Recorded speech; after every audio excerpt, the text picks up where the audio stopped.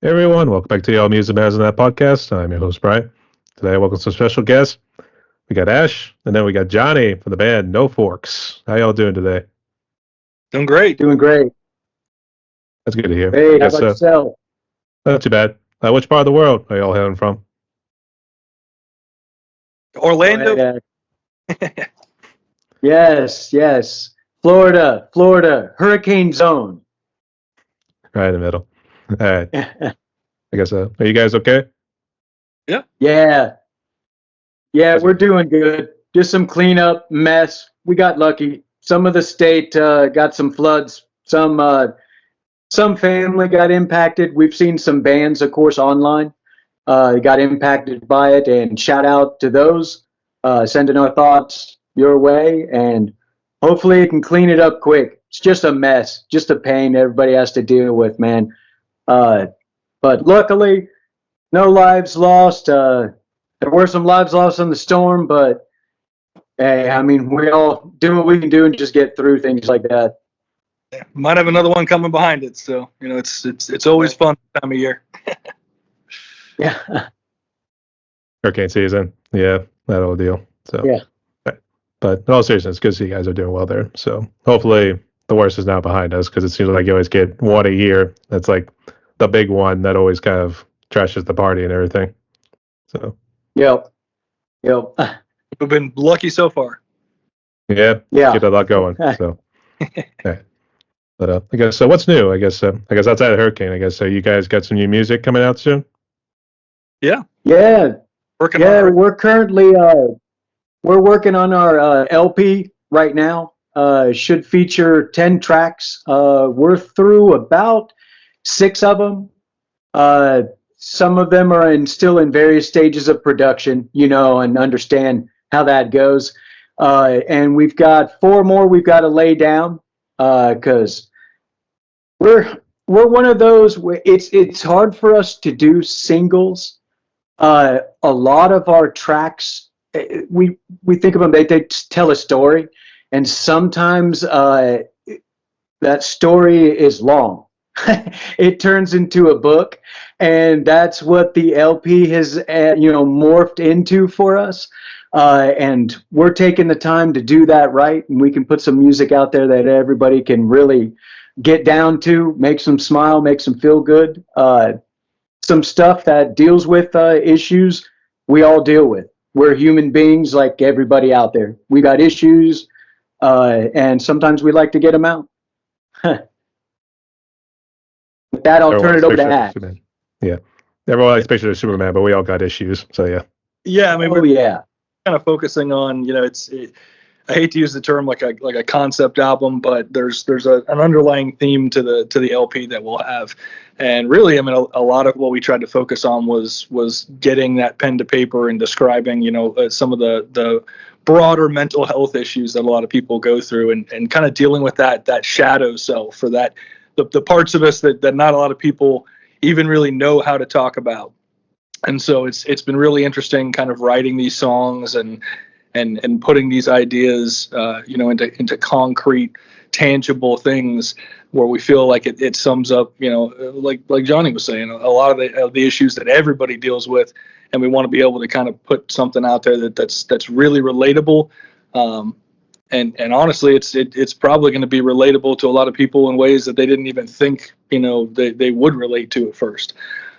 Because some of it's hard to talk about. It's hard to talk about some of that mental health stuff, and just a lot of the feelings that we all kind of have on a day-to-day basis that we kind of shy away from. But so we decided to just tackle it head on and say, this is just a part of being human. This is a part of life. nope. yeah.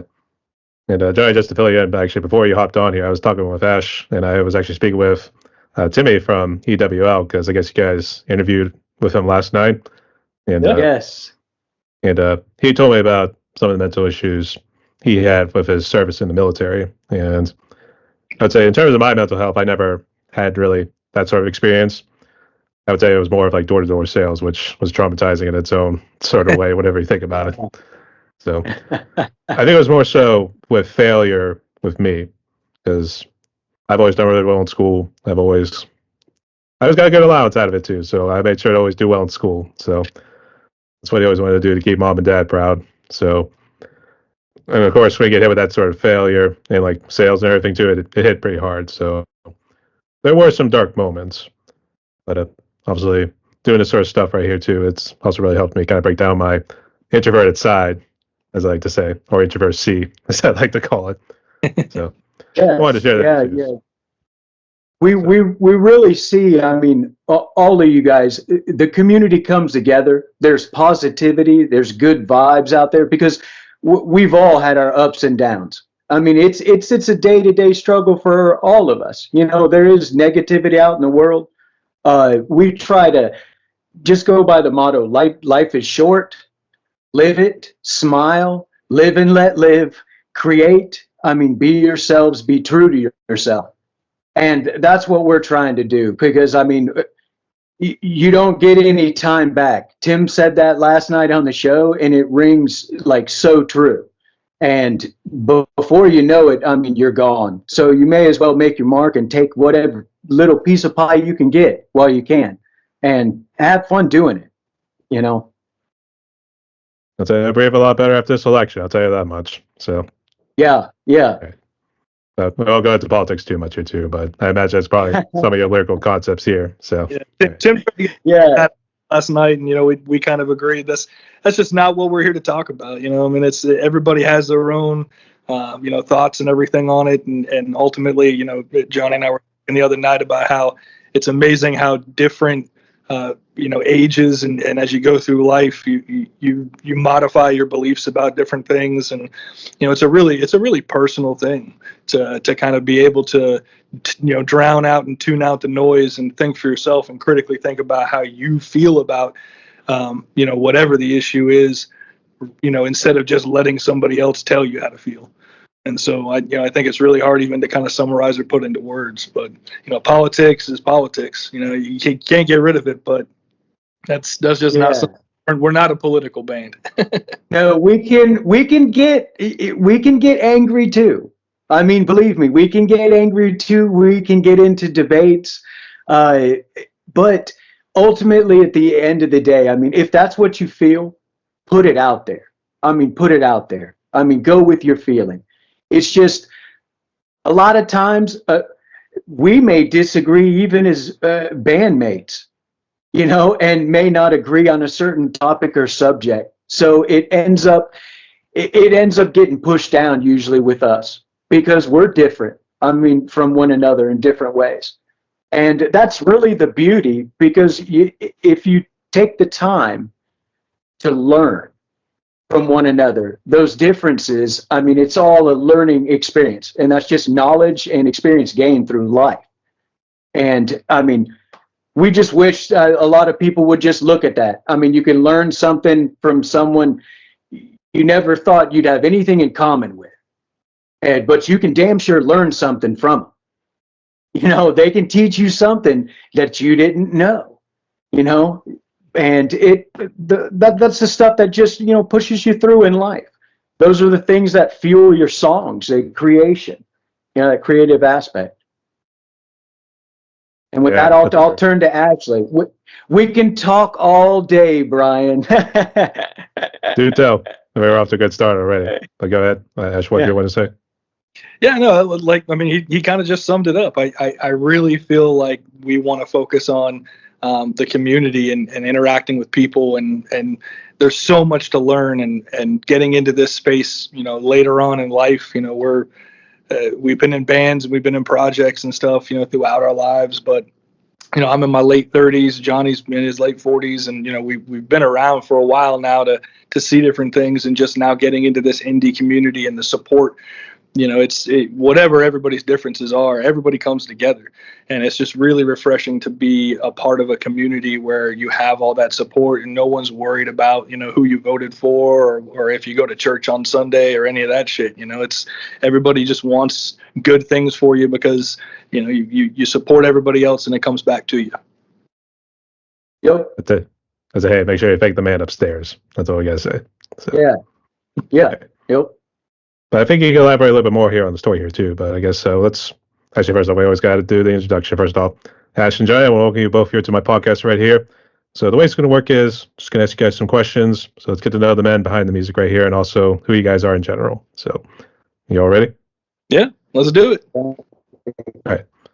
So let's start with Johnny first, because I know you said he was the oldest here. But Johnny, I guess tell us your backstory here. I guess who are you and how did you become a musician?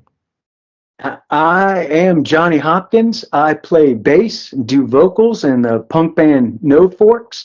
I started out as far as my musical career, so to say. I was 10 when I started out with violin, and then I moved on into guitar. I started writing, of course, you know what a 13, 14, 15-year-old starts writing. I've still got some of that music still written down in boxes, keepsake boxes, and just moved on from there into bass. I enjoy playing the bass guitar more than anything. I like being that spine, that foundation. I write a lot of the music starting with the bass guitar. A lot of even the melodies, writing those down, and come up with lyrics. As a musician, they're based on my life, living life, our lives. We write all the lyrics together. They're all a collective, and we enjoy it, and we live them, and they grow with us, and we throw them out there for the world to digest. And that's really me in a nutshell. You know, I'm pretty much happy-go-lucky. I've got He's going in and out. everybody, and I've got my demons, like everybody. But that's really me. That's Johnny Hopkins. It's a lesser version of John Hopkins, yeah. So yeah. Yep. All right. And Ash, go ahead.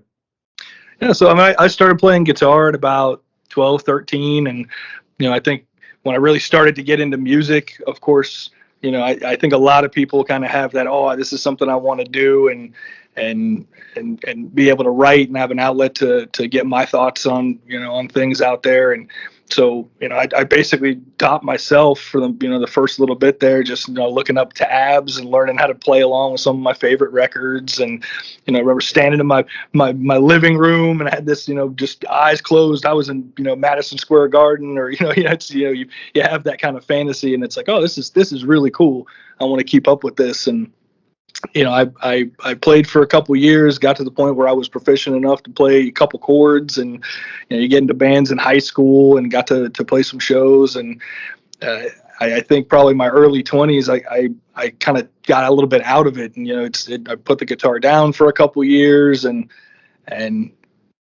later on, probably my late 20s, early 30s, I really kind of picked it up again and said, this is something that you need to have an outlet. You need to have something that you can do, a productive hobby, just to kind of keep yourself in check and hold yourself accountable. Because, listening to music, playing video games, reading books, watching movies, those consumption hobbies are great. I love ingesting other people's art, but there's nothing like being able to make something tangible, of your own. And I can't draw, I can't paint.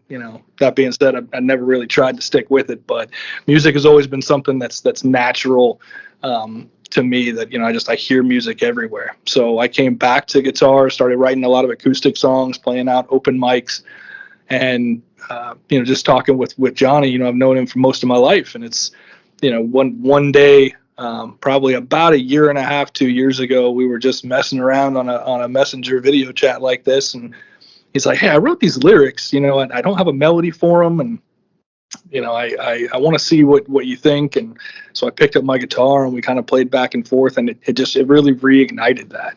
So I'm very thankful that kind of just came up organically, and it just, everything took off from there. But I've always thought of music as just such a big part of my life. It's just, it's hard to explain, when you hear a song for the first time and it really moves you. I mean, there's just so much special stuff about it. it's great to be a part of this world now too, where I get to make my own music and other people get to listen to it. And I'm very fortunate for all the support that we have, and it's just really special. Yeah, that's for sure. Actually, I still remember when me and my dad were actually listening to like Metallica when they used to have like it was like a version of a mandatory Metallica, but I don't think they actually called it that. And this is when I was a young kid too. We were taking one of my relatives to a dance recitals and everything. It would be from 5 o'clock to 6 o'clock. It would just be straight Metallica music. And I think I remember No Remorse coming on right there too, and I was like, "Damn, this guitar player is good." That's their deal. And sure enough, I got more into like Van Halen afterwards. I mean, I couldn't tell you how much I abused the old cassette tapes I used to have.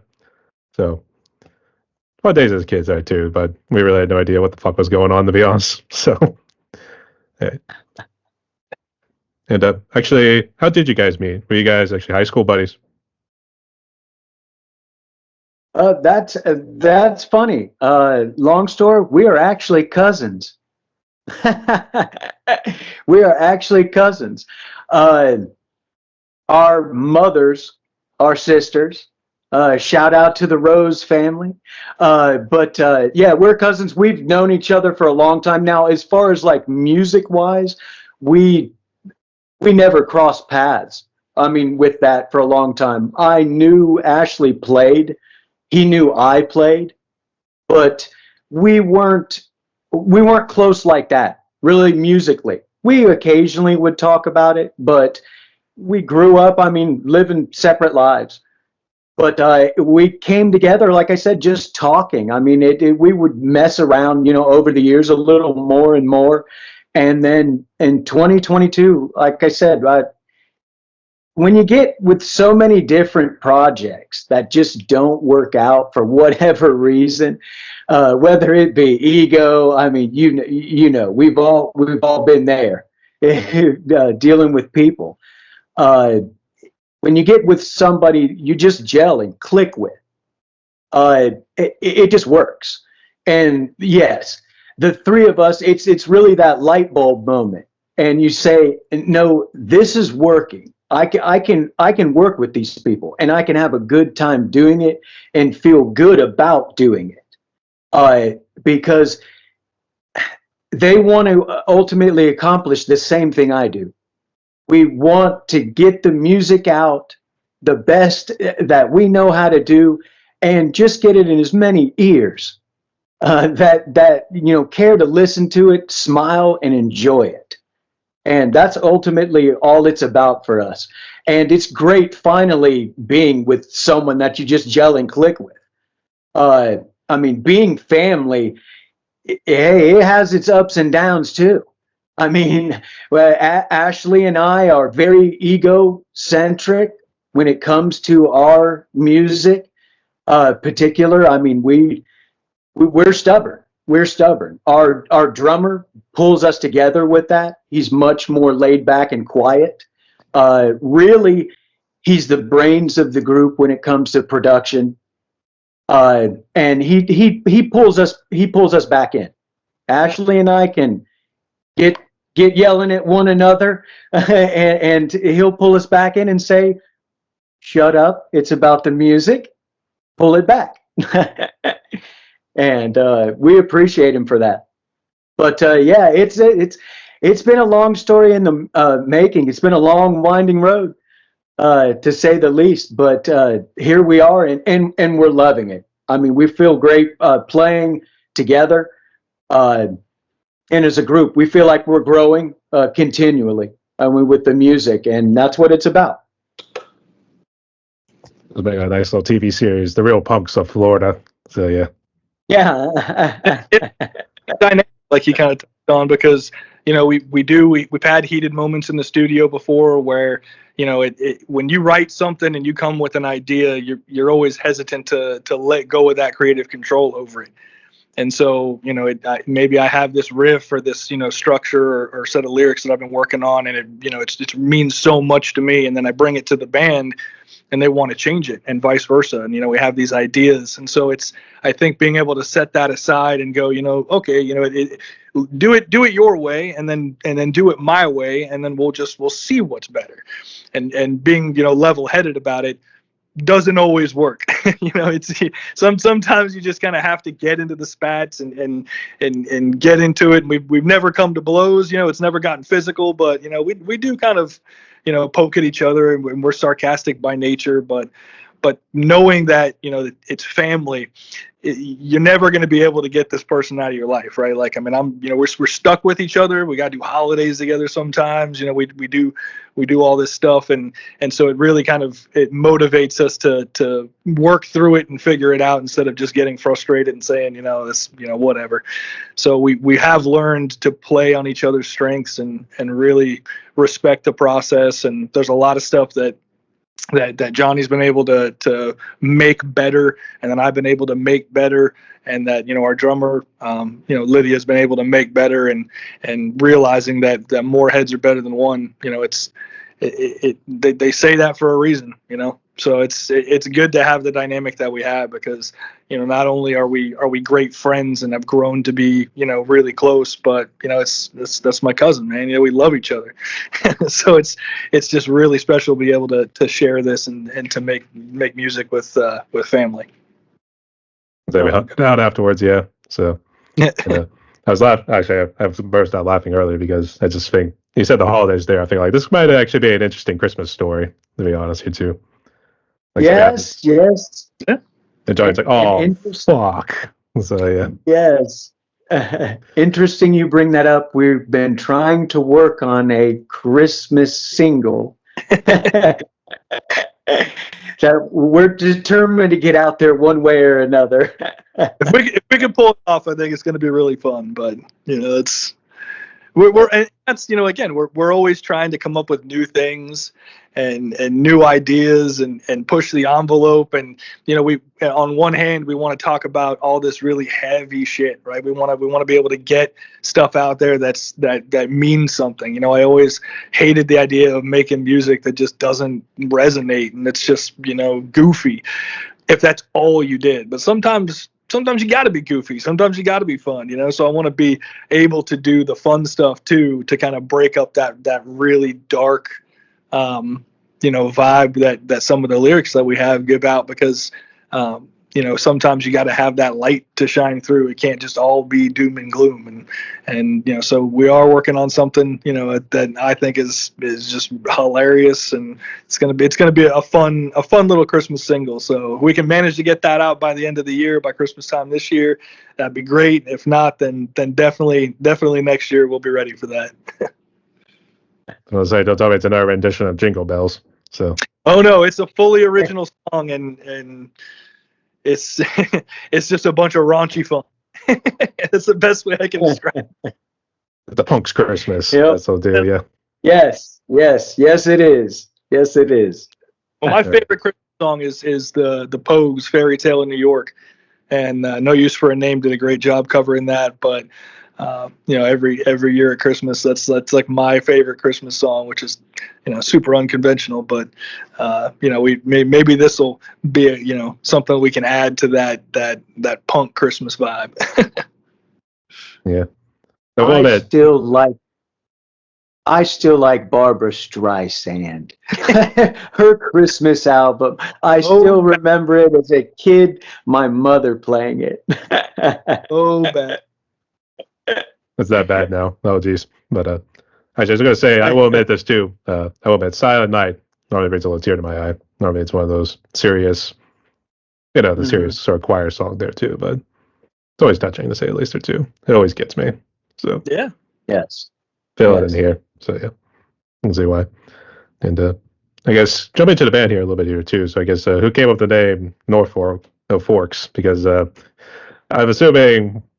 Actually, I was going to make the joke because I remember there's a show I used to watch called Aqua Teen Hunger Force, and one of the characters, he ordered Chinese food. They gave him chopsticks. And he's like, "No, thank you. We're American. We'll use utensils here."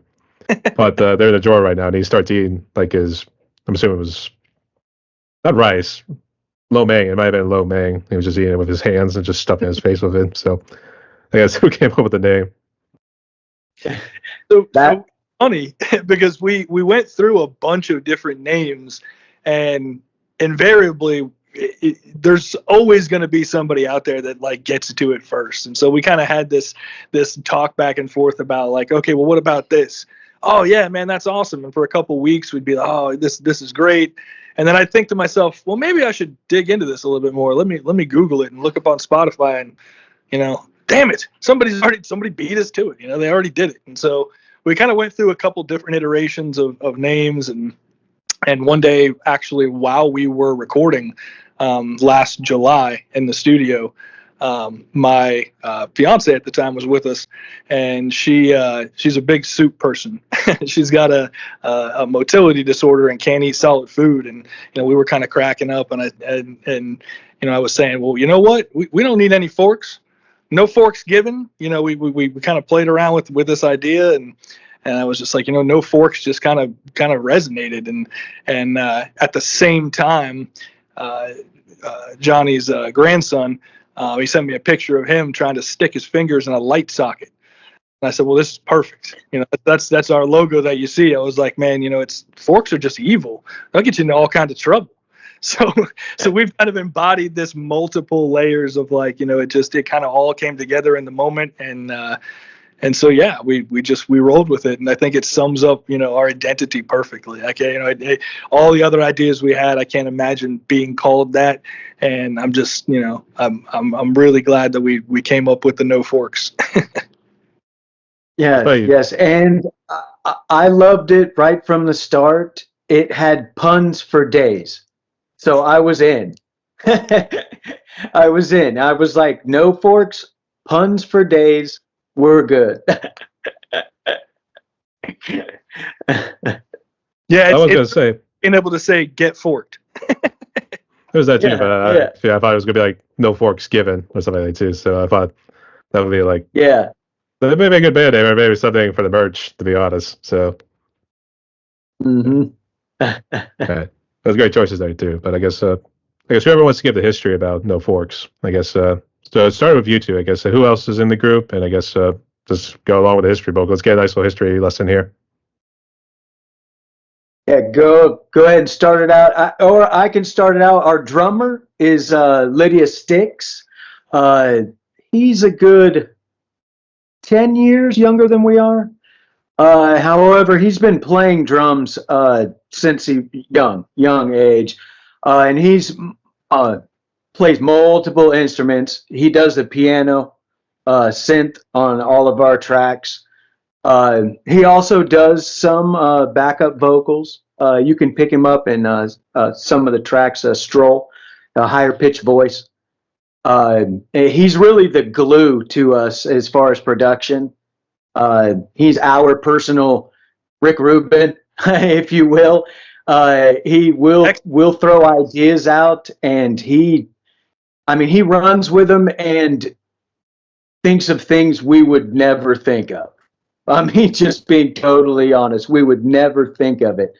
And as far as that goes, like I said, I'm Johnny Hopkins. I play bass and vocals.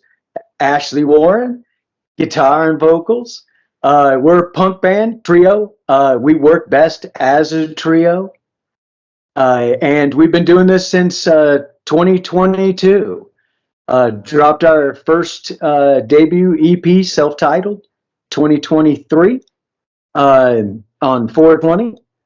And we are hoping to drop our LP around the same time, 2024. Should be 10 tracks, and we're working hard to get it out there and up our game for all of you guys. And we, because we appreciate everything, all the support everybody's given us. I think great. It's just great. There a little bit. You're predating us a little bit. The EP came out, this past April. But yeah, we started in 2022, and so we're pretty fresh. Only been really maybe 18 months kind of actual time and effort. Because for a long time, we were just bouncing ideas back and forth, sending recordings to each other. It took a lot of buildup to try to figure out, is this something that we can flesh out? Is this something that we can do? We all have lives, being in careers and having families and stuff like that. It's really difficult. So it's not like we have the luxury of being able to say, we're going to jump into the studio for 3 weeks. We're going to take all this writing process. So you kind of have to write it as you go.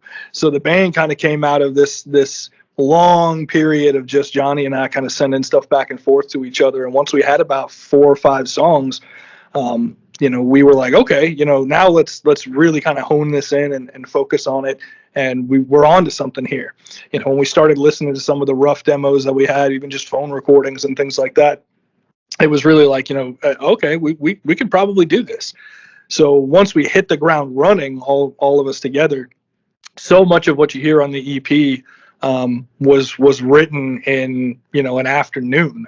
We'd sit with the song, we'd write it together, and it just, when it comes together fast like that, it just feels natural. The acoustic track on our EP was just a riff that I was messing around with. One day between songs, our EP was only going to be the 4 songs that are all fast punk, electric guitar, and I picked up the acoustic in between takes and just started noodling around with this riff, and just trying to keep myself busy, keep my fingers fresh, and loosen up. And Johnny went and grabbed his notebook and was like, "Wait a minute, keep playing that. I think I got lyrics for that." And that was actually one take. There's just a one take blitz through, and we were like, "No, we have to put that on there because it just, like you said, when it snaps together, it's just magic." But we're a new band. We've only been around for a little while, and growth that we've had in this short period of time has just been really astounding to me. We work so well together when we sit down in the same room. For the most part, we do have our spats, but it just feels really natural. And so, for the first time of being in a group, it doesn't feel like this is a lot of work. I've been in bands before where I always used to try to explain, you got 4 or 5 people in a band. It's like being in 4 or 5 relationships at once. You got to keep all your girlfriends happy. You got to keep everybody, in their own headspace. And it takes a lot of work. And so that's why it fizzles out. Even no band is too big to have that fizzle out moment. But it just feels right. And we're just really excited to keep doing it. I've not been this excited in a music project ever, where it just feels like everything falls together and it's almost effortless. No, I couldn't have said it any better. Yeah. There's no way to kind of describe some of your little spats. It seems like this was actually a story that Doyle von Frankenstein actually talked about, because I guess they were touring with the Ramones at the time. And I forget all the names, so unfortunately, if anyone wants to list it down in the comments, that's fine. But I think it was Joey Ramone, and I guess somebody else. It might have been their lead singer. I guess they've always had some bad blood. I guess even during their careers and stuff. I guess there was almost that tense little standoff right there. Doyle was like, "I'm probably gonna have to pull these guys out or do something here." And I guess the manager walked up and just handed those guys a cigarette. Next thing you know, everyone's cool as a cucumber, as we probably like to say. So that's what I've got a picture. It's probably how it is. So yeah, that's all it takes. You feel silly afterwards. You have all these disagreements and arguments about dumb stuff, but I think 98% of that is just not wanting to admit that you're wrong. And so I think being more mature, if I was 18, 20, 25 years old, I'd probably be a lot more hard-headed. But knowing, that you can really trust the people around you to steer you in the right direction and make you see the forest through the trees has been refreshing. We all have our own kind of ideas of how things are going to go, and being able to let that go and just see what happens. You can hear it. The music speaks for itself. I think a lot of that started in a different place, but where it ended up and where it came together, I wouldn't change anything about the songs we put out so far. No one wants to admit that they're wrong. So yeah. It's tough. Yes. It's tough. Yes. It's a skill you have to practice. I know that too, and I know I'm kind of jumping ahead on this too. But I guess would you say it's maybe some of the challenges you guys face, or I guess what are the challenges do you guys face these days? I guess being part of this band here, and I guess musicians in general. Oh, of course. ourselves to a point. Again, with the fighting with our own inner demons, our own issues, getting in our own headspace, whether that be egos, whether it be stubbornness, anything. As a band, I mean, of course, like Ashley stated, you run into that. I mean, it's inevitable. It's going to happen. You feel so passionate about what you've created. Sometimes you don't want to see it altered, or you think it's going to go to a place you didn't envision it going. But ultimately, again, like Ashley stated, we trust one another in this band.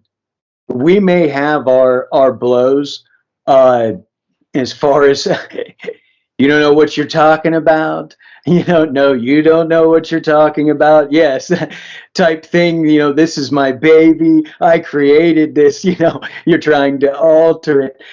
But ultimately, we trust each other that what we put together, the three of us together, is going to come out better than what we just had in our own headspace.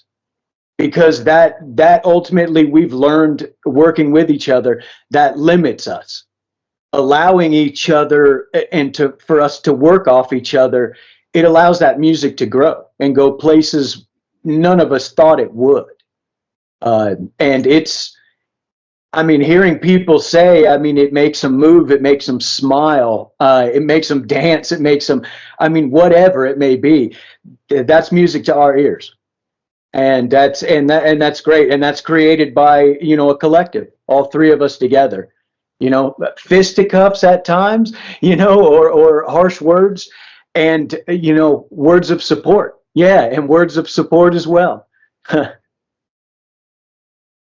Yeah, I think for me, one of the biggest challenges, it's hard to trust other people, but I think sometimes it's even harder to trust yourself.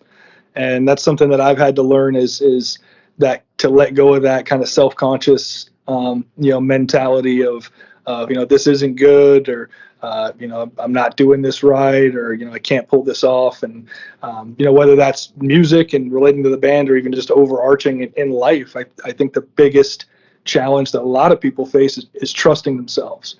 And so, I was very self-conscious about, singing and doing the vocals. And, as we kind of played around with it, it just made sense to have some songs that I sing and some songs that Johnny sings. And it's really nice to have that kind of dichotomy of two different vocal ranges and vocal styles. And, standing there, I remember this specific moment where I was in the vocal booth that we had set up, and you're running through takes and you're trying to lay down vocals, and you just get so frustrated. And I got out of my own headspace and just belted out Stroll for probably the 15th time. And I almost remember taking off the headphones and just wanting to throw them, and just being so frustrated. And I walk out of the booth, and there's Johnny and Lydia looking at me like, no, man, you fucking nailed that. And so just trusting, it's not going to sound right in your head all the time. It's your ears are not. I hear my voice every day, all day, and I don't hear what everybody else does.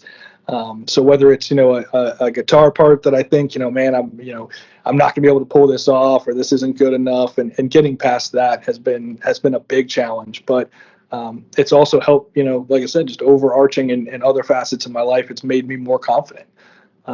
Just as a person. So, when you're able to hit the challenges head on and not give up and just push through, that was a very important lesson to learn. Actually, the way you're kind of describing coming out of the vocal booth, it was almost like, do you ever see the movie Pulp Fiction? Oh, yeah. It's a Bruce Willis moment right here where he realized that his girl forgot the golden watch. Yep. He comes out, he's like, fuck, motherfucker. Yep. That whole deal. So, I'm picturing that too. It's like, Johnny's like, no, dude, that was fucking good. I was like, wait, seriously? That whole deal. Yeah. So. You just don't want to believe it at first. And then you listen back to it and you're like, oh, okay. That does sound good in my head. And maybe I shouldn't be so hard on myself. It sounds so punk, man. So, yeah. Yeah. Yeah. And I guess speaking of influences here too, I know we kind of referenced like a couple right there, but I guess who really like inspired you guys in terms of your instruments and vocal styles? Uh, as far as me, everything from the Ramones, Misfits. I like a lot of the old school stuff. Face to Face. Uh, you can probably hear some in some of those influences in our music. If you deep dive into it, uh, I listen to a lot of different type of music. I mean, a very wide range. I love everything from old school 80s to my father. I mean, grew up, we used to listen in the car all the time, the 50s. I mean, old stuff like Jan and Dean. I mean, everything that's out there. I consume, always have, and all of it has influenced my writing, my music, my playing, everything. So many different bands, so many different artists. But if I really had to say, punk has always been in my blood. It's always been a part of me. And I remember growing up listening, I mean, to Misfits, Operation Ivy, Rancid, I mean, early Green Day, even early Blink 182. I mean, Pennywise, all of those bands, and that's what I really gravitate towards. And I mean, it's just in my blood, which is why I know the my two bandmates are always telling me. I know I said this last night to slow it down. Slow it down, the BPM. But Johnny usually plays fast. I usually play fast. It's just in my blood. You play that quick, fast, and sometimes you just need to take it down a notch. But yeah, those are my influences. To go faster, yeah. So yeah. Yeah. Those are my influences. Once music, he got real face. He sometimes he'll sit down and yeah, I can't even keep up with him. And we're like, all right, we're all super impressed, but slow it down a little bit, just for our sake. I feel bad for our drummer sometimes. I'm like, no, he can't keep up with you, man. Just dial it back a little bit. I'll say he's off the coke right there, Flea. So yeah. And he's pretty quick, Brian. He's pretty quick. So I know if he's yelling at me, it's my problem. It's a me problem at that point. I'm gonna say pretty soon he's gonna be blast beating, and then at which point you're not a punk band anymore. You're a metal band. Yeah, exactly. Yeah. That's all good. But, yeah, I mean, I understand the need to go fast too, and I've noticed it whenever you see like some of those live shows, and even like some of the punk bands back in the '80s. I know maybe one you could consider like a black metal sort of punk was Venom from like the UK. So you can kind of see that too. They always sped up. It was not usually as good as like what it sounded like on a recording. So yeah, you can see why. But Ash, go ahead. Yeah, I mean, I think, kind of what Johnny was saying, we bring a lot of different styles to kind of meld into what we do because we listen to such a variety of music and can appreciate so many different things. But we also all kind of grew up in these different times of music. And so what you latch onto in that period of nostalgia is always, probably going to be the closest to your heart. So I grew up, where I was hitting that high school time, like, 2000, 2001, with bands like, Fall Out Boy, Taking Back Sunday, Brand New, and that pop punk vibe that was happening at the time. And so I've always been drawn to that kind of music because that's what I started writing. So it was like, okay, this is finally something that I can do this. I can play this music. You don't have to be super technically proficient. You just got to speak from the heart. Sing about what's going on in your life and what moves you. So that was obviously a very big influence. But as far as learning to play guitar and becoming more technically proficient and writing songs, one of my favorite bands of all time is Third Eye Blind, and they have had some phenomenal guitarists, Kevin Cadigan, Tony Fredianelli. They use a lot of alternate tunings and learning their songs and playing that stuff really kind of opened me up to different ways to write. I don't know if you can see, I've got a wall of records. These are some of my most, influential records. Big Our Lady Peace fan, Third Eye Blind, Chili Peppers, obviously. You got some brand new. But I was a 90s kid. I could be just as comfortable listening to that stuff as, the Goo Goo Dolls, Counting Crows, that kind of music where there's just so much good stuff out there, and you see that seep through the stuff that we're writing now. There's different parts to it, that kind of all come into play. So, I really like Johnny said, I like a lot of different kind of music. I'm listening to a lot of different stuff all the time, and picking up and realizing that, I wrote this song, and maybe that's because it's influenced by, what I'm listening to mostly at the time, and being able to have that big field of influence and big sphere of influence is super helpful, because sometimes, you want to force a song into a certain style and it just doesn't fit. And then like with the acoustic song, that we threw on the EP, we're a punk band. We want to play fast. We want to play heavy. We want to make these bangers. But I love just listening to a stripped down acoustic song too. So we don't want to be pigeonholed into one specific genre. And we want to grow. That the stuff on the LP is going to be a pretty big departure the LP is going to be a pretty big departure from the EP, because we're growing together and we're growing as musicians. So it's not completely out of left field. It's not a complete departure from what we're doing, but being able to stay fresh and grow and just let the music do what it needs to do instead of trying to force it. Has been this really beautiful process of watching these songs grow. And at this point, like I said, they almost write themselves. It's been a very easy, process to get together and creatively work with these guys. Actually, I do remember that Third Eye Blind, that little album cover behind you there too, but it was actually more of a red color. So yeah, I couldn't find one of the original pressings, so I had to settle for the remaster. But that self-titled album by Third Eye Blind to me is just a perfect album, start to finish. You really don't have a less than stellar song on the entire album. And if you're asking me, that 3-song stretch at the end is just the perfect end to a perfect record. The background, Motorcycle Drive By, God of Wine, they hit something really, really special with that. So it's always been, like I said, one of the records that I put on when I'm, in any kind of mood. I can listen to it for just about everything.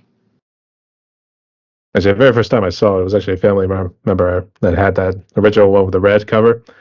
I was like, man, that's a creepy looking metal album, to be honest, there too. So like, what? It's kind of freaking me out a little bit. So, but actually, I do remember seeing them live way back. I'm actually from the Pittsburgh region. It was at PNC Park. I think it was after a Pirate game. They do obviously their big hits, Semi Charm Life, and like all those ones. So that's pretty cool. And actually, recently I saw Green Day. They actually were with Rancid and Smashing Pumpkins and the Linda Lindas. So I see him kick some ass there too. It was celebrating 20 years of American Idiot and 30 years of Dookie. I can't believe it's been that long. Time just flies. Yeah, I know. Time flies. And 2 amazing bass players too. 2 amazing bass players. I have to say, I know Mike Durden. I guess who's the other bass player? You talk about yourself. Freeman. No, Rancid.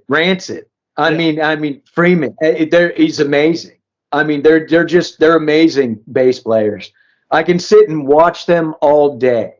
I mean, just watch them. I mean, this is how you change strings. We've all done it. But if they're just going to pick it up and start playing, I'm there. I'll watch you changing strings as long as I get to watch you play after. Special bass player for sure. Yeah, my kid in a candy store. So yeah. Yes. Yeah, it's great. Okay. But to get to the hard topic of COVID right here too. So it sounds like you guys started, I guess, when COVID seemed to be winding down a little bit here too. But I guess, what were you guys doing before COVID? And I guess, how bad did COVID impact you, family, and then music wise before you formed NoForks? COVID, as far as NoForks, we weren't part of the live scene with NoForks at that time, so it didn't impact us as far as getting out there and playing live. We did, of course, since we follow the scene, we were aware of that and how it was affecting so many, whether it be the owners or the bands or solo artists, everything. So in that respect, I mean, it didn't really affect us.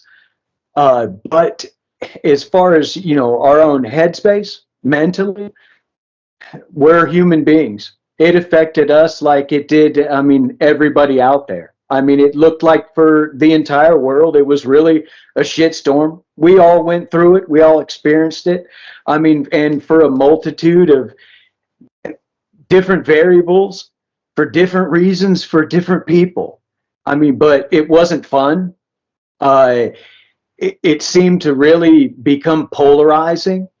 And I don't know. We're living in a time and an age where we definitely didn't need something like that.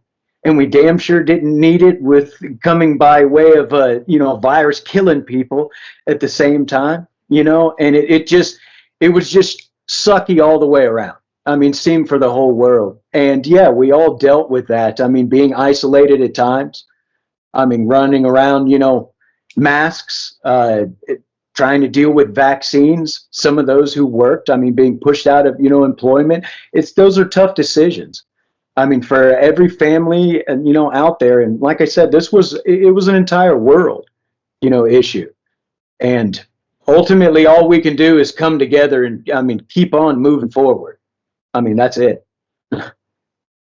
With that, I'll give it over to Ash. Yeah, I mean, being in Florida, I think we had a little bit different of an experience than a lot of places did because, we didn't have to go through such a long shutdown period.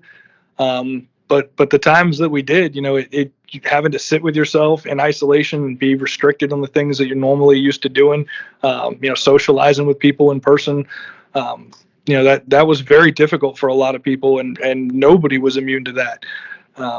So I think, even kind of parlaying into what we were talking earlier about the mental health aspect of stuff, when you sit with yourself and you get stir crazy and your brain has time to kind of go through all these scenarios and this quiet time to let your brain, really kind of run wild, that's when we saw a lot of mental health issues come up from it. And, it affected everybody so differently. That it's really hard to kind of categorize like an overarching, everybody had such a different experience.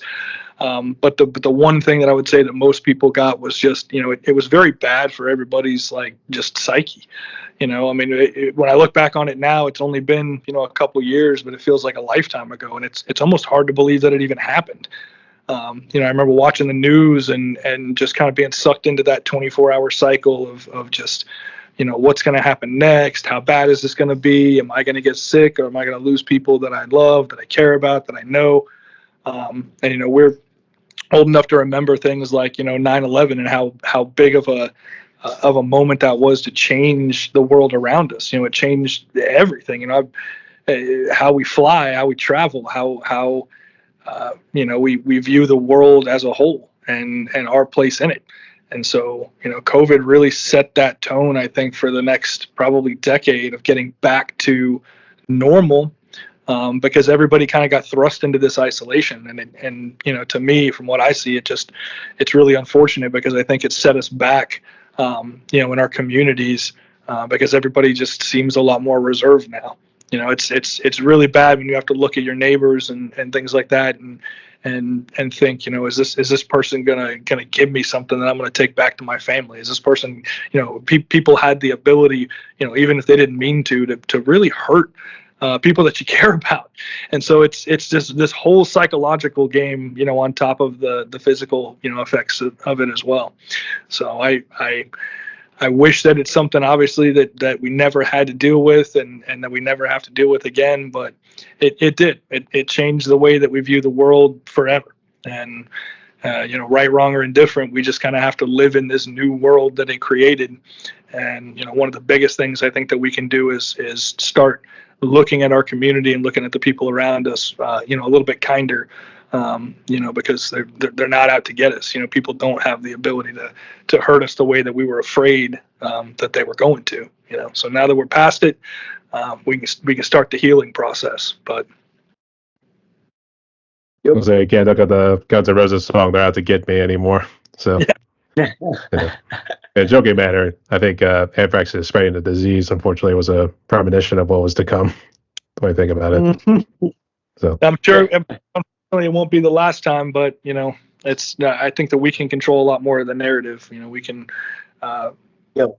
we have a lot more power in our communities, I think, than we think we do, and just being able to look at things rationally instead of being so spooked and scared and jumpy at everything. When you get a whole bunch of people together, a small group is one thing, but when you're dealing with something worldwide like that, it's scary, and people, when they're scared, they don't act like themselves.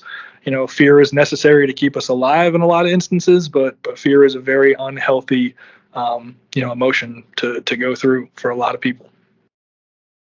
that's for sure. Actually, you don't want Johnny just sneeze, be like, Johnny, I swear to God, if I get sick from your sneeze right there, I'm gonna hit you with this. Right? Yeah. Don't get me sick, man. That'll do, yeah. Okay. But did you guys have any brushes with COVID? I guess were you and your families okay? Yes, we did have brushes. My mother and father got it twice. The first time it was pretty rough for them. My dad's in pretty good health for his age, and it brought him down. Brought him down for a good few weeks. It took him about a month to really, recuperate from it. I got sick from it once, pretty bad. I mean, it wasn't fun. Wasn't fun. I wouldn't wish it on anybody, but I mean, it is what it is. Ultimately, I didn't lose, thankfully, anyone close to me. I know a lot of people out there did, and we feel for them. I mean, we do. The entire time you're just watching, going, "Is this really happening?" But like Ashley stated, all you can do is deal with it in the moment, and then pick up the pieces and move forward. I mean, that's all we can do, is learn from it and move on, and work together. That's it. I mean, like Ashley said, be kind to one another. I know, as I've gotten older in age, again, life is short. Be kind. I mean, if something isn't your cup of tea, I mean, move on. But we're all in this together, ultimately. And we just need to learn from this experience and just keep progressing forward. I'm sure if Ashley wanted to throw in anything real quick. Yeah, I was just gonna say, I mean, for those of us that were lucky enough to get through it without, losing, really anybody that we knew, and kind of come out on the other side. I think everybody at some point got sick and had to go through that, and nobody likes being sick, but everybody was impacted by it. So even if you didn't, get hit too hard personally, or with your friends and family and things like that, the physical effects of being sick.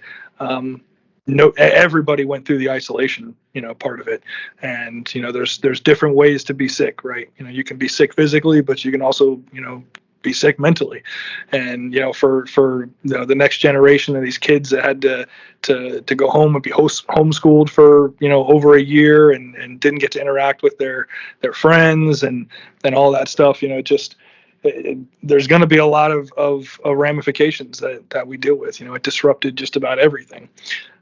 So I'm thankful, like Johnny said, we didn't really lose anybody in the family. I didn't lose any close friends or anything like that, but, it was still difficult for everybody to go through. I see. That's very good to hear. And it's good to see you guys are doing well there. And I do have to ask in terms of hurricanes, because that's pretty much the number one reason I don't want to live in Florida is hurricanes and then humidity. So, were you guys born and raised in Florida? And I guess what makes you guys stay, even though you guys get hit like one of those hurricanes every year, to be honest? So I guess well, no state income. that too. Yeah. We are Orlando, Florida natives. Yeah, we are Orlando, Florida natives. It's home. It's home. I mean, no place is perfect. No place is perfect. Yeah, I've had the opportunity that world, and it's really hard for me to think about ever leaving Florida permanently, mostly because I don't ever want to shovel snow. So it's like the weather is what it is. It's hot most of the year, but I've grown to just be accustomed to it, and snow is pretty, but when you have to drive in it and shovel it, that's no good. But Florida, I think gets a bad rap, and it's so funny because, all the Florida man stuff, and it seems like we're the butt of a lot of jokes, but it's a really beautiful place. There's a lot of natural beauty here, and if all you ever think about, Florida is South Beach and Miami and Disney World and shit like that, you're kind of missing the mark. There's a lot more here, that is to be appreciated. So if I'd say anything, it definitely, I understand not coming during hurricane season, but I wish more people would give it a chance. There's the beaches are great. I like kayaking. There's a lot of good hiking. Not upward hiking, but just being able to walk through the woods, and there's a lot of hidden gems here. It really is just a beautiful, beautiful state. I was doing a little stick figure. Downward hiking is what you like to say. yeah. But you're all right about the income tax. I mean, that's at least the biggest Yeah. asset. For now, that's a big plus. Got to find the silver lining, right? I think they make it up for it in insurance. I'll tell you that much. So. Yeah, insurance costs make up for it, but we've been really lucky. I think the outward perception is that hurricanes, like you said, there seems to be one every year. But I've lived here my whole life, and 2004 was a very difficult year. We got hit by 3 back to back. That really disrupted a lot of stuff. We were, I was out of school for about a month, and had a lot of people without power for upwards of 6 weeks in some places. And then after that, it kind of calmed down. At least in the Central Florida area where we're from, we got really lucky for a long time. And then just this last couple of years, we hit this cycle where it's happening again. And 2 years ago during Ian, we had a lot of flooding here. My parents' house had a foot of water in it, and they had to rebuild. A lot of that. And I laughed, just at the beginning of us talking here today, we got another one supposedly just popped out of nowhere in the Gulf that could be heading for us. And it's just something that you deal with, everywhere has their things. We don't have to worry about earthquakes. We don't have to worry about a lot of stuff. But you just, you're resilient. And the one thing that I've seen, like I said, my entire life is you can't prevent the bad stuff from happening, but you always rebuild and pick up, and the communities here are very resilient. And it's for native Floridians, it's obviously we look at the state different. The people that visit here are people from the outside looking in, but I love it. And if we have to deal with a little bit of wind and rain, nothing bad lasts forever. Let's say the spontaneous rains, I guess, that sometimes happen when you're driving on Interstate 4. Oh yeah. So, yeah. I avoid I4 like the plague. I4 is not to be messed with. No, sir. I'm going to stay clear away from that too, unless I really have to. So don't go near the mouse house. Yeah. All right. Actually, and one of the questions I also brought up, and it still pertains to COVID in a way. Normally, it's about the music scene in and around Orlando in this case. So I've interviewed a couple people and a couple bands out of the Florida region already. So they've been saying, like, one was out of Tampa, and then some have been out of the Orlando region. They're saying there's a whole lot more cover bands and tribute bands, I guess. From your experiences, have you seen like lot more of cover and tribute bands kind of show up after COVID? Yeah, I think that when that kind of happened and everything was shut down, for the time that it was, the music scene obviously was affected by that too, and afterwards it was nice to see the bounce back. Because I don't mind seeing cover bands. I don't mind seeing these tribute bands. I don't mind going to. I love live music. However you do it, whether it's a house band at a beach bar playing Jimmy Buffett, or whether you're we have a lot of tribute bands that focus on one or two specific artists. But live music is live music, so I'll take it any way that I can get it. And Orlando has had a pretty robust music scene for a long time that I think doesn't get enough credit. Bands like Matchbox 20, Seven Mary 3, kind of came out of this area, and we aren't just the boy bands, right? Everybody knows, the Lou Pearlman, NSYNC, Backstreet Boys side of things, but we have some really, really good, talented rock bands, and it's nice to be able to have so many options as far as venues. Orlando really puts out good music and facilitates a lot of bands being able to play, whether it's small clubs or we've got House of Blues, Hard Rock Live. There's always live music happening to be able to go check out new artists. So I'm just really, really fortunate to be able to be exposed to a lot of really great new music, on a regular basis. And to touch on, it's been that way for years. I mean, it really has in Orlando. I mean, Ashley and I used to go to shows. I mean, this is years ago. You're talking 10, 15 years ago, and see bands like Gym Class Heroes when they were first starting out, or Whole Wheat Bread, which we still want to name drop them. I mean, they're great, don't get enough credit. But I mean, no, the scene's always been out there. You saw a drop off, and it was terrible. I mean, during COVID, but some of the bands that have, popped up since then, it seems to be a resurgence, and it really seems to be a resurgence in indie music too, which is, wonderful to see, because there are so many bands out there that are unheard, and they need to be heard. And hopefully places like, Orlando and other places all around the country will support that. I mean, these smaller bands coming in, and those smaller bands will turn into bigger bands in no time. There's some good stuff out there, and we're really loving, the indie scene. And Orlando's got a big indie scene down here. That's Ash. Oh, yeah.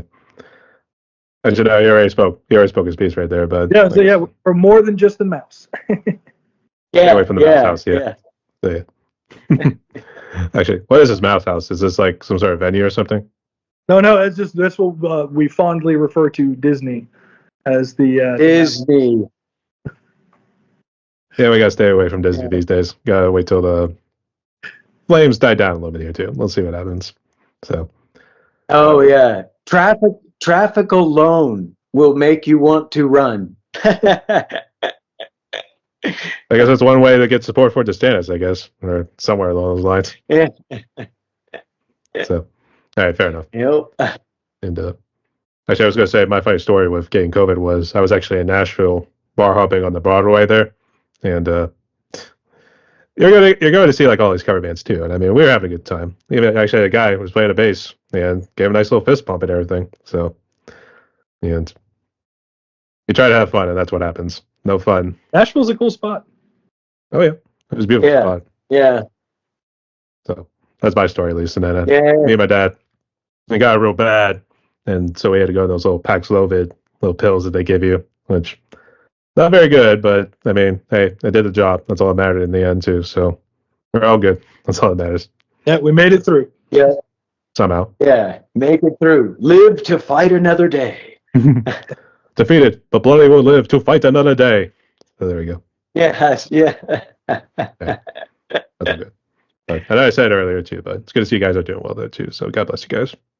Thank you. Right. Thank you. You too, brother. No worries. All right. So let's go ahead and jump into the gear that you guys use here too. So I guess what do you guys use? I guess do you use separate gear for live and then one for music production, or is it still the same throughout?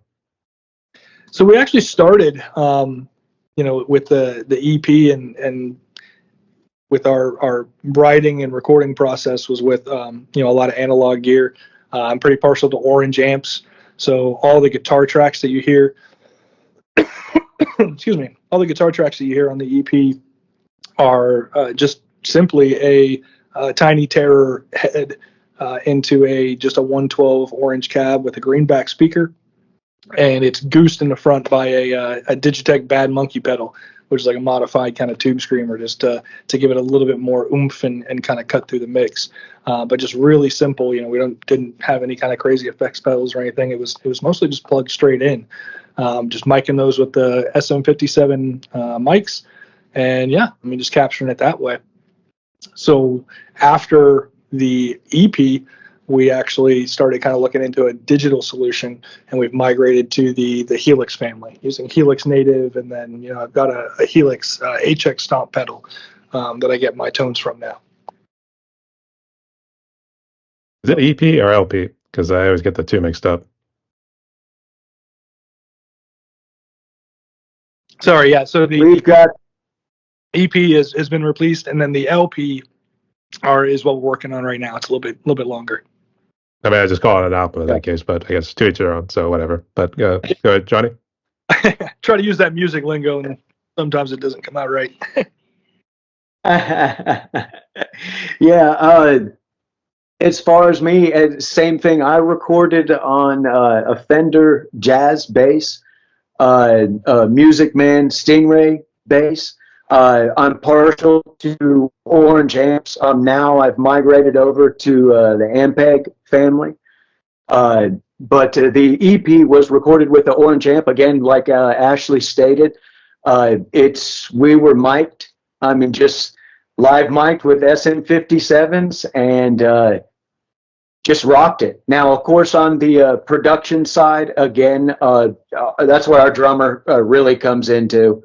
He lays the bones, the drums, and does all the production stuff that Ashley and I are not the tech gurus of the group.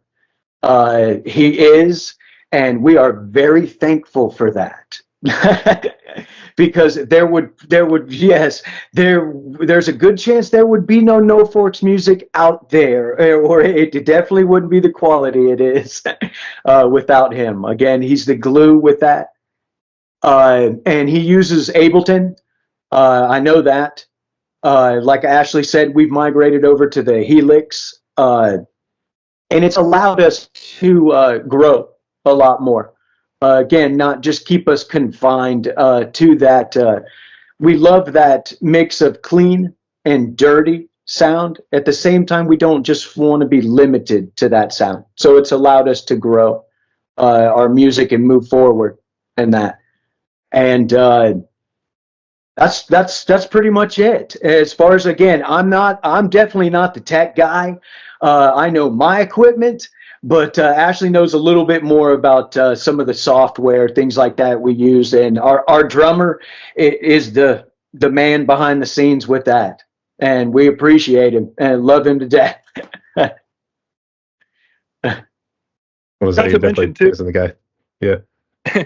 I forgot to mention too. I kind of went into like the amps and stuff, and I totally glossed over the guitars. But it's funny. I used Les Pauls for a long time, and it got to a point where they were not ergonomically working. They're heavy, they're bulky, and I love them. But I was able to find a Fender. It's called a Blacktop Strat. It's got 2 humbucker pickups. It's got a beautiful soft rosewood board. And it's just the easiest guitar that I've ever played. It just feels so comfortable. And I was able to pick it up for like $500 or something. And so that's kind of what I really wanted to hit on too, is you don't have to have the best equipment. More money doesn't mean, better sound a lot of the times.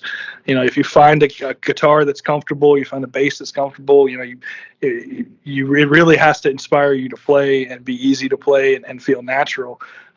More than the price tag. So I've never gravitated towards these super expensive guitars or pieces of gear. My guitar part of our EP recordings, all in, it was probably about $1,000 worth of stuff. So you don't have to spend a ton of money to get good sounds. The most important part is that it inspires you and that the noise that it makes resonates with you. So, for everybody out there that thinks you have to spend a ton of money, you really don't. It's kind of counterproductive a lot of the times, because you get an expensive piece of gear and you don't want to beat on it, and you don't want to really play it because you want to keep it nice. But I love the fact that my guitar has some battle scars, and there's a story behind every one of them. That's to touch on. Yeah, to touch on what Ashley said. That's what. Again, our drummer Lydia always tells us, don't get lost in the sauce. And it is so easy to get lost in the sauce of all the tech gear, all the, well, we could do this with that or this with that, or more expensive gear, more. And ultimately, just use what feels natural and good to you. That allows you to create what you need to create and get it out there and what you feel comfortable with, and be you. That's it. And yeah, you don't need expensive equipment to do that. I'd say unless that sauce is honey mustard, then in which case I'm dipping everything I can into that thing. So yeah. Just don't use a fork. No forks. No forks. We banned forks right here. We're American. But can we use a spoon? Yeah. I'll take that as a yes. Okay. All right. But for the next question right here, actually, I'll mold these two together right here. So I guess, do you guys share duties when it comes to the writing process? And I guess what really inspires your lyrical content? Let's go first. Yes, our lyrical content is inspired by life. It's really it's us. It's us. You can hear a lot of it in our lyrics. Counting time. I'm an insomniac. Those lyrics came natural to me. Even which a lot of people have commented on, the catchy nature of it is intended to be repetitive, like that of a clock ticking down. And sometimes those are some of the demons you deal with. I have trouble getting to sleep. Most of the time it's because I'm doodling and writing stuff in a notepad or on my phone. But sometimes you just need to get that stuff out, and it comes out in our lyrics. It's just us. Stroll is looking at life, talking with somebody, learning, and again, it touches on, we're here one moment, we're gone the next. Live life. We all have regrets ultimately in the end, but you try to leave this world without as little as possible. So just, appreciate the little things that are out there. For better or worse, our acoustic track it's a love song. It's a love song about a couple. We've got a heart. We're punkers with a heart too. And that comes across in our music. Along the way is simply that. It is all the characters you meet along the way and the crap that's thrown at you. In life, you get up, you take your punches, you keep going forward, because we all know what the alternative is. And I sure as hell don't have the balls to do that, and I love the life too much to do that, so I keep moving forward and try to create. And actually picked our last track featured on the LP is Outfit, which is a cover by Jason Aldean and the Drive-By Truckers. Yeah, Isbell. My bad. I misspoke. Jason Isbell and the Drive-By Truckers. And that song resonated with all of our lyrics so well when Ashley brought that to the table. We all said we have to do that. And it's a perfect closer, for us. And it everything just jived. This group of a collective of people, I just love working with them. And the music we put out, we just continue to grow. And like Ashley's touched on, it's almost effortless. And that is very enjoyable, at this stage in life. Okay. Actually, I didn't want to interrupt. I didn't know if Ashley wanted to contribute anything, because I know you mentioned earlier about the song that you had also, I guess, written. I guess you guys also had like a little quarrel, to say the least. I don't think any fisticuffs or anything, but more of a shouting match. So, it's a true collaboration. There's probably not a single song that we have of the between everything. Now we have about 15 to 20 that were in either are done being written and kind of tied a bow on, and then ones that we're still kind of working with and growing. But every single song is a true collaboration, whether it's even just one or two lines that were added, or if it's something that we just really sat down and wrote together. But we all touch a little bit of everything, because it kind of goes back to what I was saying way earlier, is 3-4 heads are better than one, always. So there's nothing that any of us have ever brought to the table where we were like, oh no, that's perfect as is. There's always something that we can tweak, that we can make better, that we can grow, and for the most part, we've all been pretty receptive to that constructive criticism and to the additions. There was a song that I had written that's going to be on the LP, and I've been playing with it for about 3 or 4 years, since even before we got together. And I had all the music done for it, and all I could really get was just this bass kind of level melody, and I had a chorus written. And I never brought it to the band, because it wasn't done. I'm thinking, well, I have to finish it before I can show them. And we were messing around one day with it, and I said, well, here's the music that I have for it. And I can't get past it. I just kind of have a chorus written. I don't know where to go with the verses or anything, and I'm getting frustrated by it.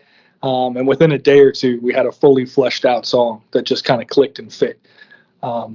Because we work off of each other so well. Even just having an idea, hey, I've got one line, I've got this really awesome line that we have to fit somewhere, we have to do something, and then we'll collectively write an entire song around just this one small idea, because it just takes off. Once you put it out there in the world, it just it grows like a weed. Hopefully a weed that you're able to smoke later. So yeah, yeah. We do that too. It would be nice. So we did release on 420. So we did release one. All right. That's all good though too.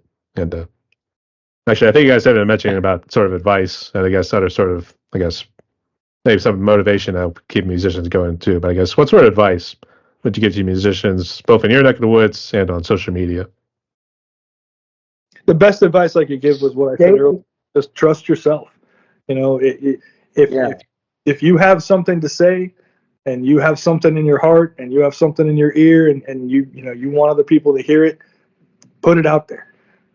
I never would have thought that when we got together and started putting these together to record them, I thought this was something we were just going to be able to hand out to friends and family, or say, what.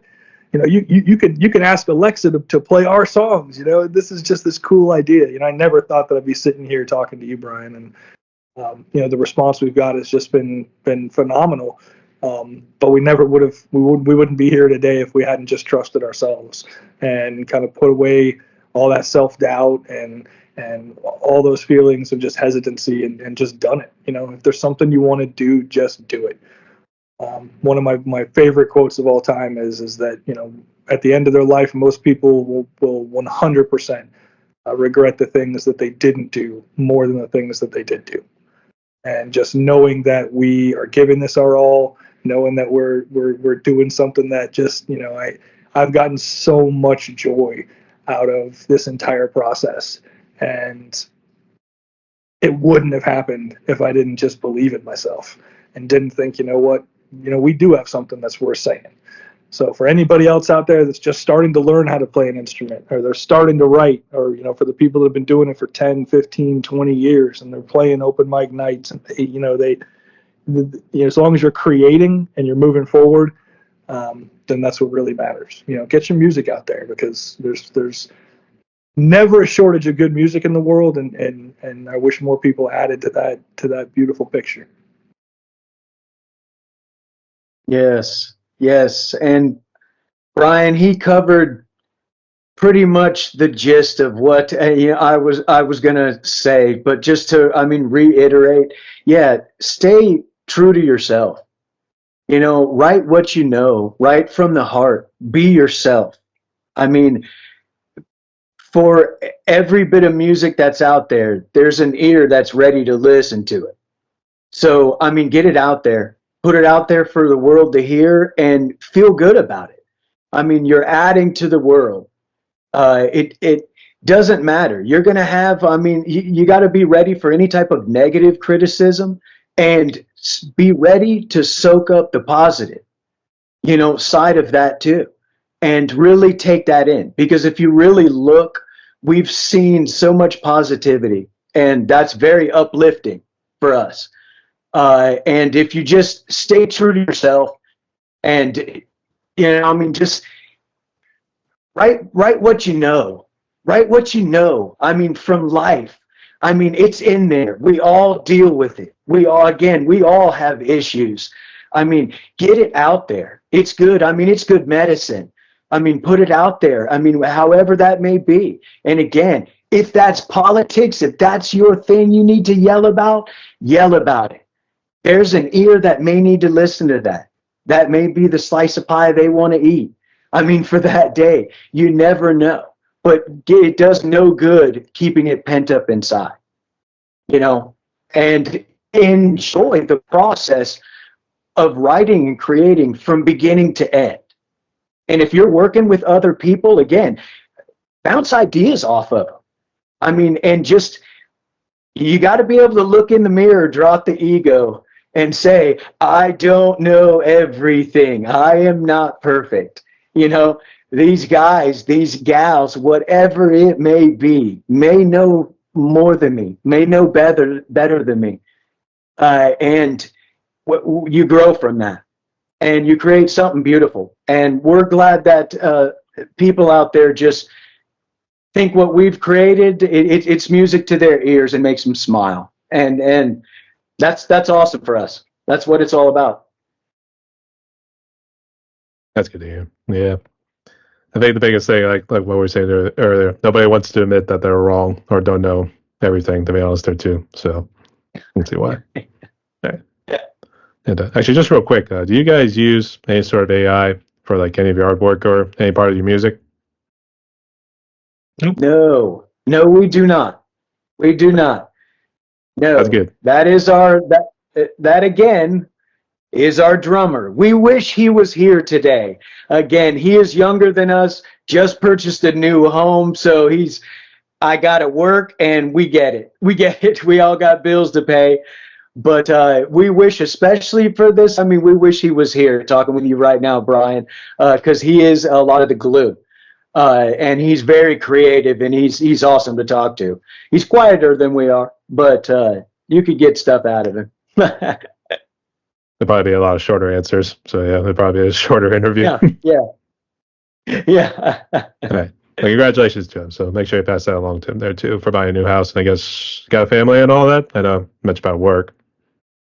Thank you. Yes, he's got a fiance. They're in that unknown about kids and stuff, which, hey, whatever. If you're unknown, do your thing. Do your thing. Just lend your ear to drumming some NoForks and producing our stuff, man. and we're good. We're good. Keep the At the end of the day, that's all that matters. Yeah. So yeah. Thank you. Yep. All right. But congratulations to him nonetheless. So. Right. So, Ash and Johnny, we breezed through questions here pretty good. So, here, let's jump to the fun ones. Ready? All right. So, here, Johnny, start with this one. What would you say is currently your favorite food? Pizza. I'm a pizza-holic. Absolutely love it. I am a vegan most of the time. I never splurge as far as meat goes, but on pizza, I'm eating dairy. I'm eating cheese. I absolutely love pizza. All the veggies, whatever. Ashley knows that well. Any place we go, any town, any city, I'm getting pizza. A different pizza from a different joint. Well, I think we know it's kryptonite then. So. Yep. Oh, but the meteor's back. All right. Well, good choice of pizza, nonetheless, you too. So that's very much a popular one on all these interviews. So, okay. Ash? It's funny because I think about this from time to time, and a lot of it's just in the moment what I'm craving. But one of my favorite just meals to sit down and eat, honestly, believe it or not, is I've got, family of mine from, Virginia and a little bit of that Southern influence, and always love biscuits and gravy. So, I think about that like classic, question of what's your death row meal. And that's, just biscuits and gravy with two like over medium eggs with runny yolks, a little bit of bacon. But that's just comfort food to me. So, I mean, that's kind of my canned answer that I always have to fall back to. I love sushi. I love, just food in general. But really, biscuits and gravy is always going to be that kind of go-to comfort food, make me feel good meal. And so you can't go wrong with a little Southern hospitality, as I like to say. So yeah, and, that's right. It's just funny when you mentioned about like death row, like last meal, so to speak. And actually, I work in a restaurant as my second part-time job, and actually, I do have these burgers. They're very good, and they're pretty filling too, to say the least. Too. And sometimes people have actually asked to have like two of those. And keep in mind, these are actually thick pieces, to be honest with you, too. This is none of that skinny Five Guys sort of hamburger crust shit, like what did you see there? So I think I would actually go with a double bacon cheeseburger with like a good size of like loaded fries. I'd be like, now leave me alone for about an hour and let me enjoy this. So yeah, recently friend in Utah, and I had no idea they had an In-N-Out burger there. But at 38 years old, I got my first In-N-Out burger, and I ordered it animal style, like everybody says to do and everything. And it was good. It was a good experience. But I was like, man, I do love a good burger. This is a tasty burger. That old deal. So yeah. A good choices nonetheless, too. So, okay. Johnny, for the next one right here. This one I like to split it up here too. And actually, when I was interviewing Tim, I actually asked him this one. But what would you say is currently your favorite movie? And if you have a TV series or TV show, go ahead. Oh, currently my favorite movie. I am one of those guys. Not to sound cliche, you always hear they don't make movies like they used to. Yeah, I mean, they don't.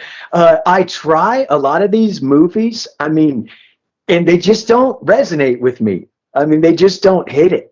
I'm more of an old school movie guy. I absolutely love movies, though. My favorite movie of all time is The Empire Strikes Back. I'm a sci-fi guy. As far as shows now, I just got done watching The Rings of Power. I dug that, season 2. And The Boys, epic. I mean, epic. I like all of that. I mean, grotesque, funny, over the top. Absolutely loved it. Absolutely loved it. New movies, though, I do dig animation. I loved Inside Out too. I really dug Inside Out too. Yep. I'm seeing the Kylo Ren pill behind you there too, so I knew it was something with Star Wars, but I thought you were one of those sequel guys.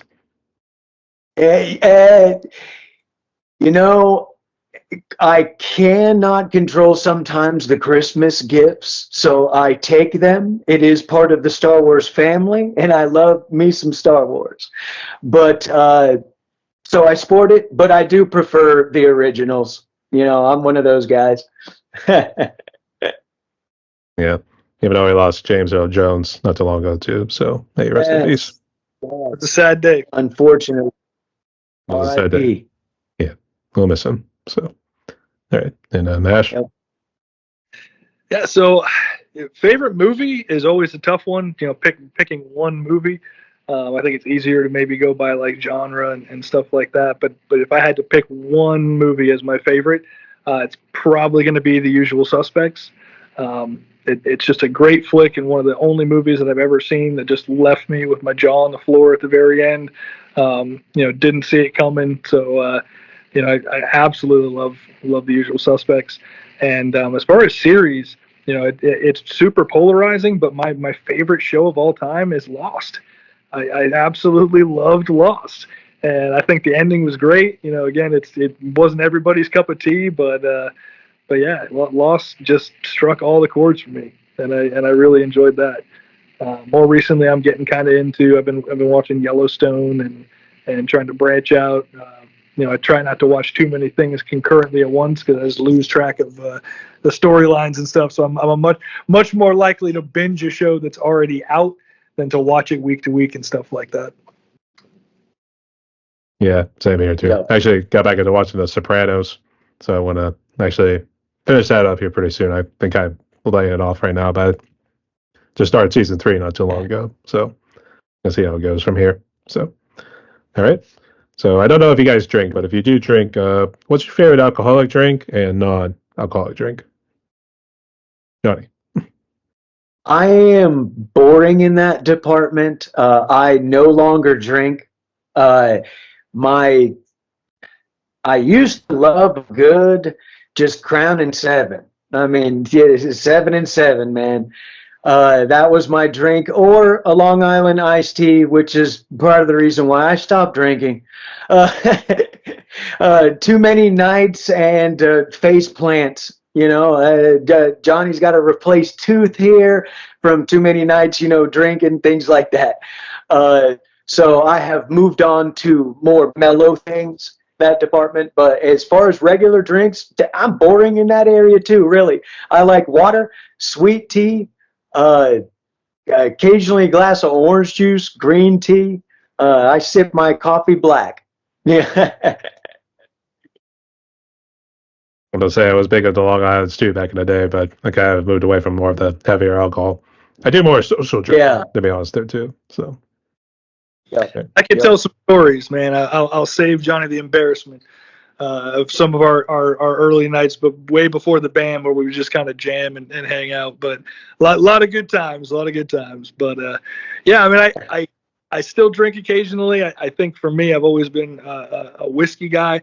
I've been fortunate enough to have been gifted a couple times in my life a bottle of Johnny Walker Blue, which is just, just chef's kiss. It's just a beautiful bottle of scotch. But my go-to drink order, if I'm out somewhere, is just I got to try their old fashioned. And really, what that means is I want the Luxardo Cherry. So the drink is just a vehicle for me to get like that sweet Luxardo Cherry. As far as non-alcoholic drinks, again, the Southern influence. We have Publix here in Florida, and there's just something super nostalgic and awesome about Publix sweet tea. They nailed that. So either a sweet tea, or if I'm feeling froggy, I'll make a little bit of an Arnold Palmer, throw some lemonade in there. I say you got them Publix up in Georgia too, so I can attest to that. So it's a Southern thing. Yeah. So. It's the whole ecosystem, man. Publix is just, they have great subs. The pub subs are a deal, but their store brand stuff just knocks it out of the park. Yeah, that's for sure. Yeah. So, okay. And Johnny, for the last question right here, I guess, what would you say is currently your favorite song in the mainstream world? And if you have one from the indie community, go ahead and share. Mainstream world. That's a toughie. There's so much out there. I mean, again, putting a favorite, Blink, their entire album that they just put out, and I know that from a popular aspect, I know a lot of times they get a bad rap anymore, by being old, telling the same jokes. I mean, things like that.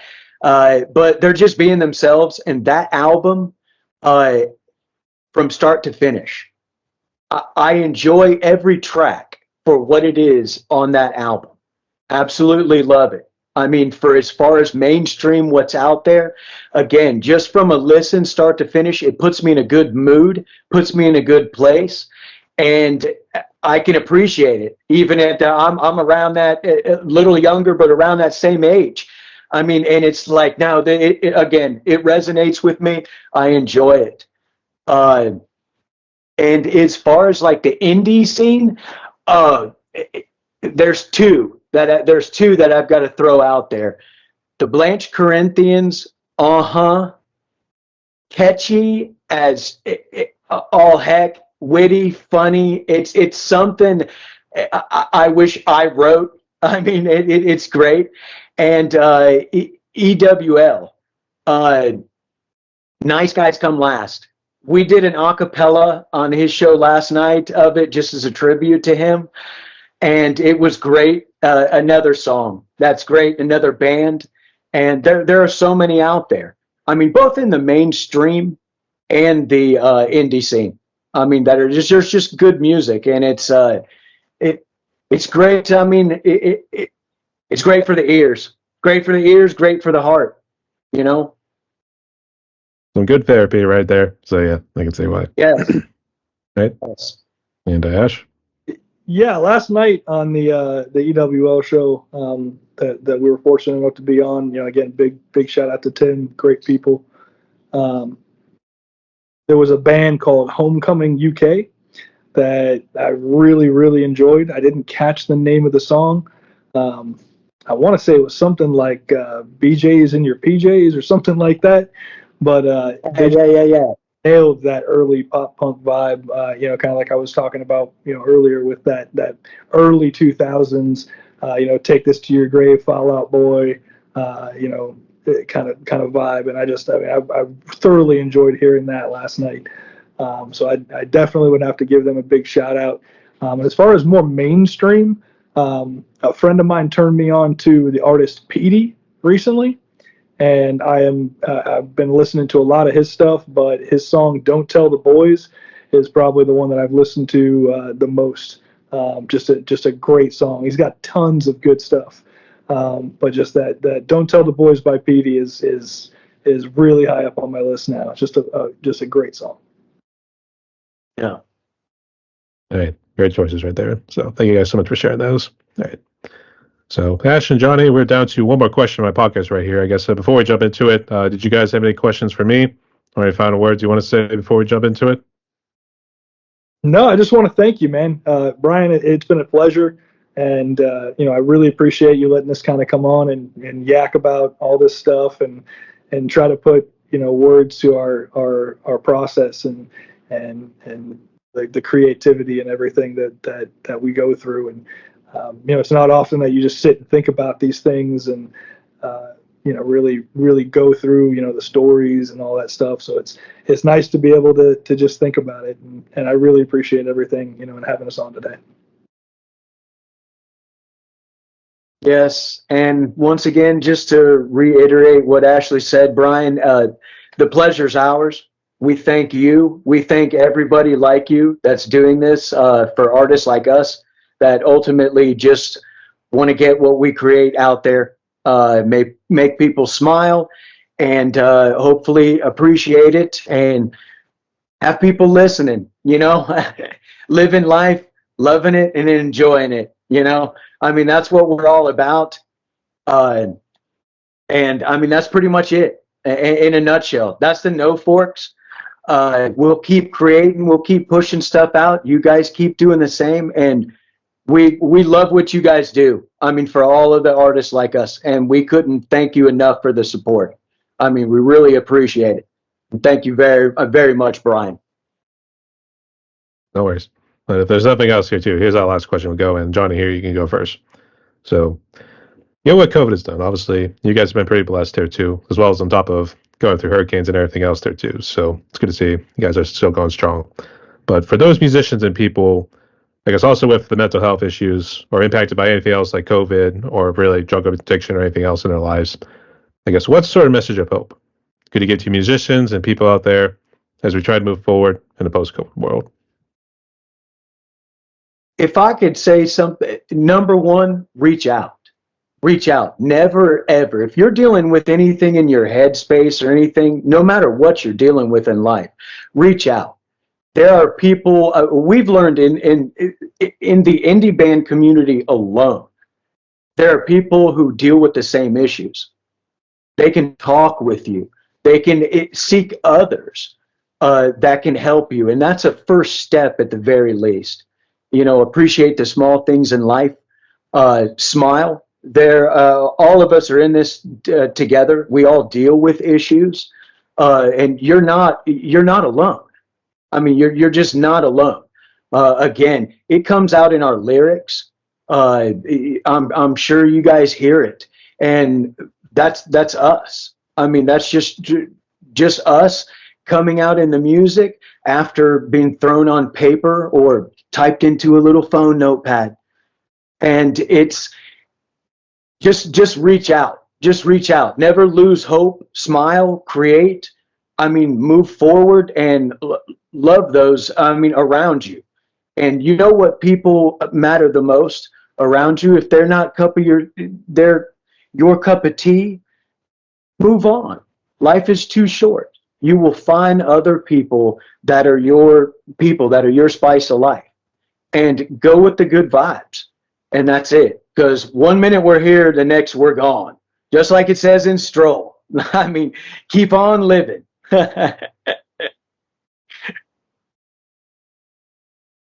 right, and Ash, to close it out. Yeah, I mean, I think Johnny nailed it. One of the biggest things I can say, and I'll keep it short and sweet to end it here. Everybody has bad days, but the one thing that I've realized over time is that when you're having a bad day, it seems like the whole world's collapsing in on you, and you can't see, any good on the horizon. But I've never had a bad day that wasn't eventually followed by a good one. So just knowing that, when things get bad and things aren't going my way and the bad shit happens, it may take a day, may take two, may take a week, but better times are coming. And if you just stick it out and you keep being true to yourself and you believe in yourself, then that's really all you need, All right, and to quote Pulp Fiction yet again, spoke like a bunch of true prodigies. So. Yes. Yeah. Yes. Thank you. Thank you. I always like to close out with that. So, all right. Yes. Yes. All right. So, Johnny and Ash, we've reached the end of my podcast right here. Boy, we almost talked about an hour and 50 some minutes right here. But I guess, you guys got any final words? Any shouts y'all want to give before we close? I'd like to give a shout out to our drummer, Lydia Sticks, Ashley Warren down there. Love you, brother. You know that. NoForks, check out our EP that dropped this past April. We are working on new stuff. We got an LP that should be hitting next year. We're trying to get it right for you guys. Keep on creating, smile, love one another, move forward. And occasionally, if you got to get out some aggression, break some shit. A little Breaking Bad action. So, yeah, we can probably do that. So. Yeah. Well, thank you, Brian, again. Thank everybody for their support. Keep listening, and we will have more music coming out soon, and I can't wait to share it with everybody. Yes. That was good. And just real quick, what social media are you guys on? And I guess, do you guys got any plans for any shows? I guess once the hurricane season's over? Go ahead, Ash. Yeah, so we're on Facebook, which is kind of our main hub right now. Might eventually get an Instagram going or something, but we're focusing on Facebook because it's just, it seems to be a lot easier to interface with people, and we're really trying to focus on that community and building that community. So we're slowly building that up and love to be able to interact with everybody there. So go to Facebook, check out NoForks. There's no space. It's just all kind of one word. As far as live shows, that's something that we're definitely working on. Tim is definitely working really hard to put together something really special towards the end of next year. And so, we're looking forward to that. But right now, our main focus is, the best way we can get our music out there is by putting it on tracks in the studio and getting it to everybody's, Spotify, YouTube, whatever it is you use to play music. So we're focusing on the studio work right now. But live shows are coming. All right, fingers crossed. We'll see what happens right here too. So, Yes. all right, to close out like this. Everyone, my guest today was Johnny Ash, and we'll also give a shout out to his drummer Tim, or I guess Living Sticks. I'm assuming that's how you're pronouncing it there, Johnny. So Yes. all right, we'll give him a shout out there too. So congratulations to him. And these guys are part of the band NoForks. So make sure you go hit them up on the socials, go hit them on all streaming platforms and everything there too. Guys making some killer music. Let's support our brothers down south, and God bless you guys. Hope you guys stay safe, and hopefully everything turns around after hurricane season here. I don't know how bad this new one's going to come up here too. So let's hope you stay safe. So, in all due respect. So it is what it is. I know, but stay safe out there. So don't want to lose you guys too soon. So, all right. So Johnny, Ash, wish you all the best going forward there, mates. So you stay safe because it is a crazy world out there. Rock on. Stay tuned, y'all. Rock on, brother. Rock on. Pleasure was ours. All right.